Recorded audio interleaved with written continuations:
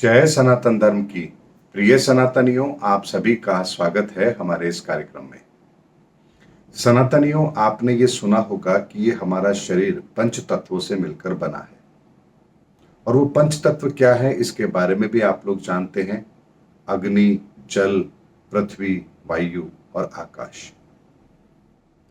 सनातन के अंदर इन पंच तत्वों का प्रयोग कैसे किया जाता है, इसके संदर्भ में वो विज्ञान है जिसके बारे में आज का विज्ञान ये भी नहीं जानता है। सनातनियों, जितना भी विज्ञान का जो हम अभी आविष्कार देख रहे हैं इस धरती पर, चाहे वो प्लेन है या ट्रेन है या बुलेट ट्रेन है, बस है या परमाणु बम है, किसी भी तरह की जिन भी चीजों को आप, इन आविष्कारों को आप इस धरती पर देख रहे हैं, वो केवल और केवल एक तत्व पर आधारित है और वो है अग्नि तत्व। यानी हम मनुष्यों ने अग्नि तत्व को समझ करके उसका कहां कहां कैसे कैसे प्रयोग किया जा सकता है, इसके संदर्भ में महारत हासिल जरूर कर ली है। लेकिन ये केवल भौतिक स्तर पर हमने ये महारत हासिल की है, अभी ऊर्जाओं के लेवल पर इसके बारे में भी हम लोग नहीं जानते हैं। इसीलिए हमारा जितना भी विज्ञान है, जितने भी आविष्कार हैं, उनको चलाने के लिए आपको एक ऊर्जा की आवश्यकता होती है। आपकी कार है तो उसको चलाने के लिए पेट्रोल की जरूरत होगी। पेट्रोल इंजन के अंदर चलता है, उससे अग्नि पैदा होती है और उस ऊर्जा से वो कार चलती है। आपकी घड़ी है तो उसमें भी सेल है, सेल की ऊर्जा से वो घड़ी चल रही है। यानी आप जितनी भी चीजें इस संसार में देख रहे हैं, चाहे वो कंप्यूटर है, पंखा है, कुछ भी है, उसे कोई ना कोई ऊर्जा चाहिए चलने के लिए, और ये ऊर्जा अग्नि का रूप है। लेकिन आपने प्रहलाद के बारे में सुना होगा कि जब प्रहलाद को अग्नि के हवाले किया गया तो प्रहलाद नहीं जला। होलिका के बारे में आप लोगों ने सुना है। यानी यहां पर भी एक विज्ञान वो है जहां हम अपने इस पंच तत्व के शरीर में स्थित पांचों ऊर्जाओं में से अपनी एक विशेष ऊर्जा में यदि हम अपनी चारों तत्वों को कन्वर्ट कर लें तो अग्नि भी हमारा कुछ नहीं बिगाड़ सकती, क्योंकि अग्नि अग्नि को समाप्त नहीं करती है। यही कारण है कि वर्तमान में आपने ऐसे लोग देखे होंगे जो नंगे हाथों से बिजली के तारों को छूते हैं और उन्हें करंट नहीं लगता। आप यूट्यूब पर देखिए, गूगल पर देखिए, आपको ऐसे लोग मिल जाएंगे आज की डेट में भी।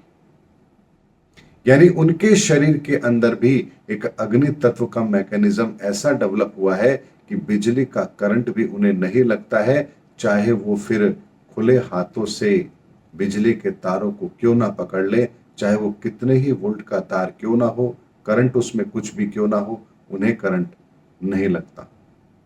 ये अग्नि तत्व का वो स्वरूप है जिसे सनातन के अंदर बहुत अच्छी तरह से समझा जा सकता है।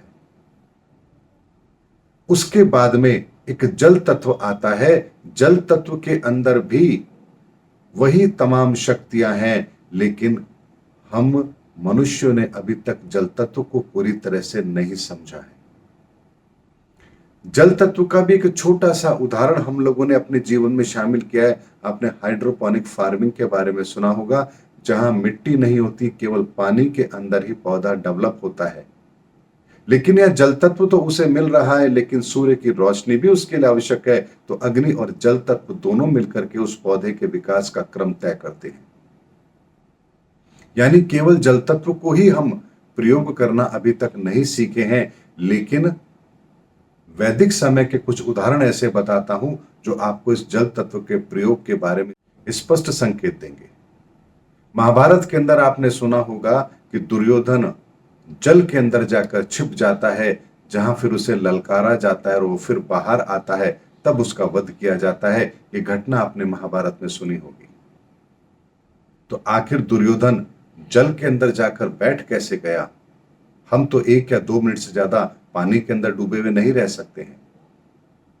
तो यहां ये उदाहरण है कि कैसे उस जल तत्व के अंदर भी हम अपने आप को सुरक्षित रख सकते हैं। आपने पाताल लोक के बारे में सुना होगा। पाताल लोक यानी कि पानी के अंदर भी ऐसा लोक जहां लोग रहते थे। अब ये बातें आपको पुरानी लग रही हैं, तो नया लेटेस्ट आपको एक उदाहरण आपके सामने रखता हूं। हजारों साल से आपकी आंखों के सामने है, लेकिन आपने उस पर कभी गौर नहीं किया। बच्चा मां के गर्भ में किस अवस्था में रहता है? बच्चा मां के गर्भ में तरल में ही रहता है, डूबा हुआ रहता है, और उस तरल में डूबे हुए रहने के बाद भी उसे ऑक्सीजन भी मिलती है और वो जीवित भी रहता है, अपनी प्रतिक्रियाएं भी देता है, लात भी मारता है मां के गर्भ में। कई बार आपने सुना होगा ना, अरे ये तो लात मार रहा है। तो आखिर एक बच्चा मां के गर्भ में तरल में जीवित कैसे है? ये उस जल तत्व के अंदर कैसे रहा जाता है, ये वो विज्ञान है जिसके बारे में आज का वैज्ञानिक उसके तह तक नहीं पहुंच सकता। तीसरे तत्व की बात करते हैं, पृथ्वी तत्व। पृथ्वी तत्व, अगर उसमें आप अपने आप को समाहित करना जानते हैं तो आप अपने आप को हिमालय से भी ज्यादा भारी कर सकते हैं और फूल के समान भी हल्का कर सकते हैं। फिर उदाहरण से आपको समझाता हूं। हनुमान जी पूरा पर्वत उठाकर ले आए, आखिर कैसे ले आए? और अंगद अपना पांव रावण के दरबार में रख देता है, कहता है कि इसे उठा के दिखा दो, मैं हार मान लूंगा। तो क्या वहां रावण अंगद का पांव उठा पाता है?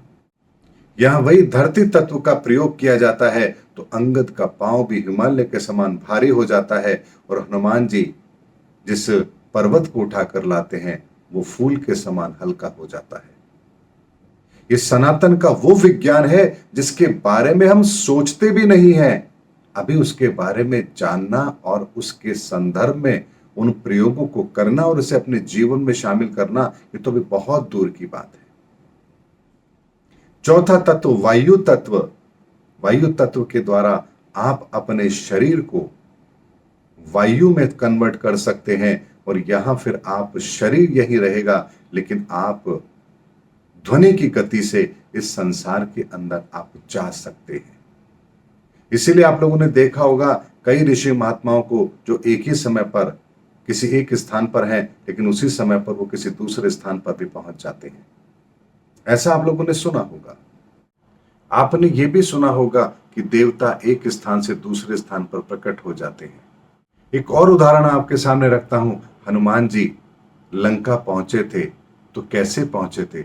उड़कर ही पहुंचे थे। ये वायु तत्व का वो उदाहरण है जो मैंने आप लोगों के सामने रखा है। रावण धुंध मार्ग से माता सीता का हरण कर कर लेकर गया था, वो वायु तत्व का ही प्रयोग कर रहा था। ऐसे बहुत से उदाहरण हैं जो मैंने आप लोगों के सामने रखे हैं। अब उसके बाद आता है आकाश तत्व। ये तत्व बहुत ही श्रेष्ठ तत्व है, और इस तत्व का प्रयोग यदि हम करना सीख लें तो फिर हम इस पूरे ब्रह्मांड के अंदर कहीं भी आ सकते हैं, जा सकते हैं। यही कारण था कि नारद जी किसी भी लोक में भ्रमण कर लिया करते थे, क्योंकि वो इसी आकाश तत्व को जानते थे कि इसका प्रयोग कैसे करना है।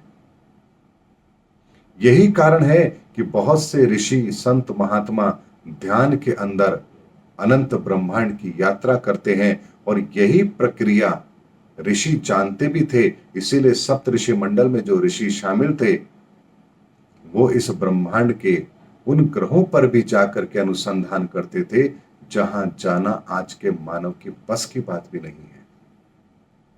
इसीलिए ये पंच तत्वों को कैसे प्रयोग में लिया जाता है, इसका अनुसंधान क्या है, ये सारा विज्ञान सनातन के अंदर समाहित है। और इस कहता हूं कि इस दुनिया की तमाम समस्याओं का समाधान केवल और केवल सनातन है। इसीलिए धर्म, पंथ, विचारधारा, जाति से ऊपर उठकर उस सनातन को समझिए, उस सनातन को अपने जीवन में शामिल कीजिए।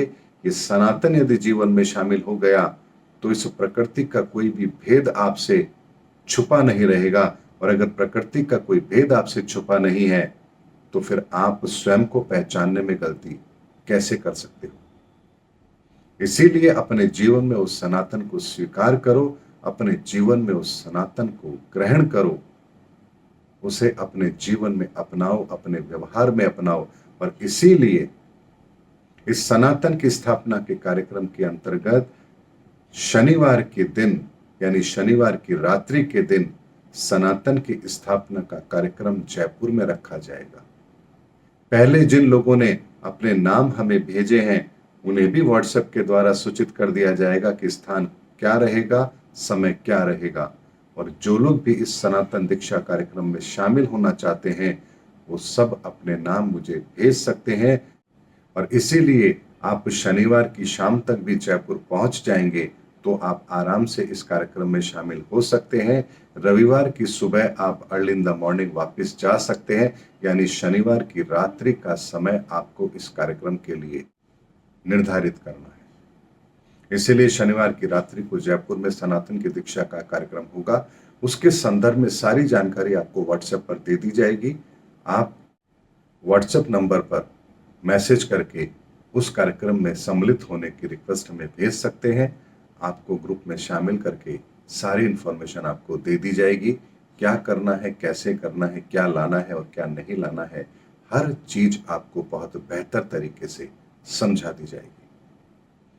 उम्मीद करता हूं दर्शकों, सनातन का जो सिद्धांत है, सनातन का जो रहस्य है, जो मैं आप लोगों के सामने रख रहा हूं, ये वर्तमान समय के अंदर बहुत ही प्रासंगिक है, आवश्यक है, अत्यंत आवश्यक है। और इसीलिए ईश्वर ने इस समय पर, इस धरा पर सनातन को पुनः स्थापित करने के वो सूत्र हम मानवों के सामने रखे हैं जिन पर चलना हमें है। ईश्वर हमें संकेत दे सकता है, उसे स्वीकार या अस्वीकार करना ये हमारे अपने हाथ में है। उम्मीद करता हूं आज का वीडियो आपको सनातन की गहराई, सनातन का महत्व और सनातन की महानता समझाने के लिए पर्याप्त है। मिलेंगे अगले वीडियो के अंदर, तब तक के लिए जय हिंद, जय भारत, जय सनातन धर्म।